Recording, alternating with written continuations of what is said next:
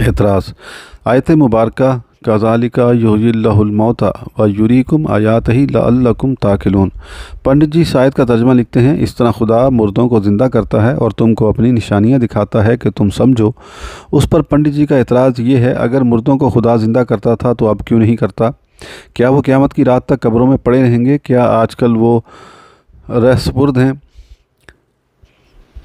क्या आजकल दौरा सुपुर्द हैं? क्या खुदा की निशानियाँ इतनी ही हैं? क्या कायनात में ये गुनागो मखलूक़ात सामने नज़र आती हैं? ये कोई निशानियाँ हैं? ये है पंडित जी की अक्ल व दिमाग और इल्म हुनर का कमाल। आयत का सही तर्जुमा यह है कि जिस तरह अल्लाह ताला ने उस मकतूल को ज़िंदा किया, इसी तरह अल्लाह ताला मुर्दों को ज़िंदा करेगा और तुमको अपनी निशानियाँ दिखलाता है ताकि तुम समझो। आयत में ये कहीं नहीं है कि मुर्दों को ज़िंदा करता था, जिस पर पंडित जी ने अपने एतराज़ की बुनियाद रखी है।